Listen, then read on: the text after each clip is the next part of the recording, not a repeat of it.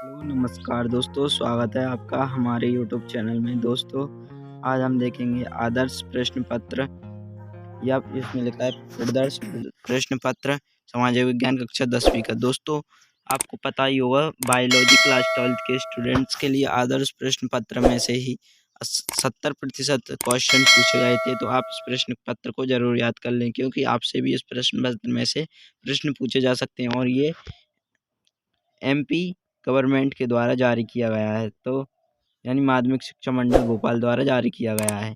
तो चलिए दोस्तों, वीडियो को करते हैं स्टार्ट। देखिए दोस्तों, पहला है सही विकल्प चुनकर लिखिए। पहला प्रश्न है, टोटल 6 नंबर के पूछे जाएंगे।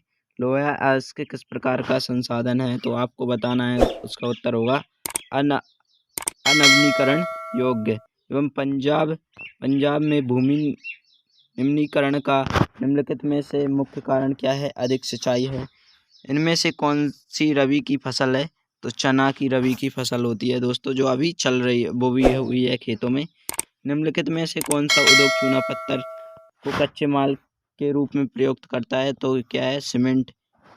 और देखिए दोस्तों, चौथा है, हमारे देश में निम्न में से कौन सा महत्वपूर्ण परिवहन का साधन है? तो रेल है। हमारे देश में सर्वाधिक रेल की मात्रा है। इसके बाद लोहा अयस्क का उत्पादन किस राज्य में सबसे अधिक होता है? तो उड़ीसा में होता है। इसके बाद देखते जाइएगा दोस्तों, ये इंग्लिश में भी है, इंग्लिश मीडियम वालों के लिए भी है। और इसके बाद देखिए प्रश्न नंबर 2, रिक्त स्थानों की पूर्ति कीजिए। भारत में सिंगों का प्राकृतिक आवास स्थल गुजरात गिर जंगल है। गुजरात का गिर जंगल है। गिर जंगल में सबसे अधिक सिंह पाए जाते हैं। नेपोलियन बोनापार्ट सन 1815 में वाटरलू के युद्ध में पराजित हुआ था। करो या मरो का नारा महात्मा गांधी जी ने दिया था। भारत में लोकतांत्रिक शासन है। देखिए दोस्तों, इसके बाद रंग भेद नीति का विरोध करने वाले दक्षिण अफ्रीकी के नेता नेल्सन मंडेला हैं। औद्योगिक क्रांति सर्वप्रथम इंग्लैंड में प्रारंभ हुई थी। इसके बाद नेपाल में विलक्षण जन आंदोलन सन 2006 में हुआ था। इसके बाद देखिए दोस्तों, अगर आपके पास कोई PDF फाइल है तो आप हमें भेज सकते हैं। हमारा नंबर ये नहीं है, हमारा नंबर ये है 88154370 और 38। दोस्तों, आप इस पर हमें भेज सकते हैं। दोस्तों चलिए दोस्तों, आगे बढ़ते हैं। नेक्स्ट, ये इंग्लिश मीडियम वालों के लिए है। अब तीसरा प्रश्न है, एक वाक्य में उत्तर दीजिए। तो देखिए दोस्तों, नेपोलियन बोनापार्ट का संबंध किस देश से था? तो फ्रांस से था। किससे था दोस्तों? फ्रांस से। IMF का पूरा नाम है अंतर्राष्ट्रीय मुद्रा कोष। उसके बाद है दोस्तों, आप साइंस वाले तो नहीं है ना, साइंस वालों के लिए नहीं है, क्योंकि साइंस में IEF MF का मतलब होता है कुछ अलग। इसके बाद मार्टिन लूथर कौन था? जर्मन अर्थशास्त्री और धार्मिक सुधारक था। प्रिंटिंग प्रिंट सर्वप्रथम किस सदी में भारत आया था? तो 16वीं सदी में। इसके बाद हीराकुंड बांध किस नदी पर बनाया गया था? महानदी के ऊपर। इसके बाद गुजरात तट पर कौन सा बंदरगाह स्थित है? कंडेला। इसके बाद उपभोक्ता संरक्षण अधिनियम कब लागू हुआ था? तो ये होता 1986 को। इसके बाद देखिए दोस्तों, जो वनस्पति मूल रूप से भारतीय नहीं है उसे देशज वनस्पति कहते हैं? असत्य दोस्तों, नहीं कहते हैं। इसके बाद श्रीलंका में सिंहली भाषा को राजभाषा घोषित कर दिया गया था। सत्य है दोस्तों, कर दिया गया था। भारत में एक दलीय प्रणाली प्रचलित है। असत्य है, क्योंकि हमारे यहाँ एक दलीय प्रणाली प्रचलित में नहीं है। इसके बाद देखिए दोस्तों, 1990 में भारत के गठबंधन सरकार की शुरुआत हुई थी। भारत में गठबंधन सरकार की शुरुआत हुई थी? नहीं हुई थी। इसके बाद ईसाई धर्म की शाखाएं कैथोलिक और प्रोटेस्टेंट दो भागों में बटी हुई है। असत्य। इसके बाद देखते जाइएगा दोस्तों, शहर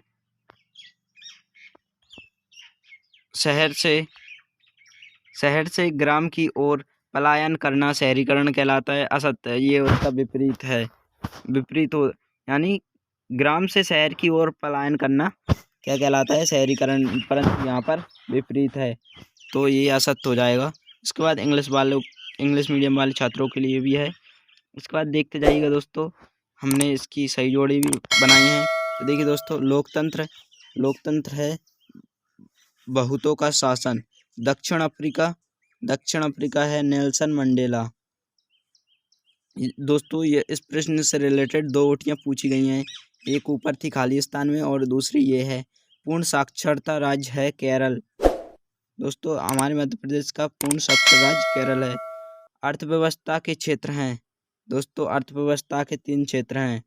मुद्रा का आधुनिक रूप है करेंसी। दोस्तों, मुद्रा का आधुनिक रूप करेंसी है। सूचना एवं संचार प्रौद्योगिकी है कंप्यूटरों द्वारा एवं मोबाइलों द्वारा। इसके बाद देखिए दोस्तों, इंग्लिश मीडियम वाले भी मैच कर सकते हैं। इसके बाद देखिए दोस्तों, हमने आपके लिए बहुत ही सरल भाषा में प्रश्नों का लिख के भी आंसर दिया है। हमारे संसाधन क्या है? हमारे पर्यावरण के चारों ओर नजर आने वाली वस्तुएं जो हमारी आवश्यकताओं की पूर्ति के लिए आवश्यक हैं, जिनसे हमारी ज़रूरतें पूरी होती हैं, संसाधन कहलाती हैं। तो देखिए दोस्तों, आप इसका उत्तर भी देख सकते हैं। उसके बाद देखिए दोस्तों, इंग्लिश मीडियम वालों के लिए भी हमने लिख दिया है इंग्लिश में। इसके बाद हम भारत में पाई जाने वाली मिट्टियाँ, 2 मिट्टियों के नाम है, लाल मिट्टी, काली मिट्टी और भी प्रकार की पाई जाती हैं। इंग्लिश मीडियम में भी सोलाइन सॉइल और फॉरेस्ट सॉइल 2 आंसर दिए हैं। इसके बाद आरक्षित वन क्या है? तो देखिए दोस्तों, आरक्षित वन से आशय उन वनों से है जिनको कुछ समय तक संरक्षित करने का लक्ष्य निर्धारित किया गया। इसके बाद देखिए दोस्तों, इंग्लिश मीडियम वालों के लिए भी हमने लिख दिया है। इसके बाद जैव विविधता क्या है?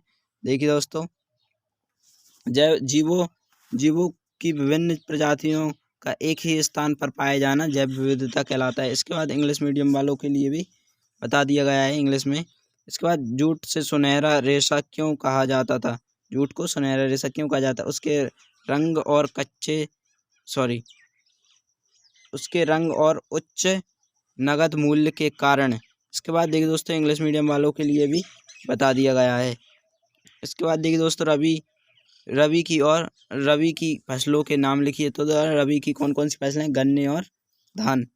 इसके बाद इंग्लिश में राइज और माइज। इसके बाद जॉबर कौन था?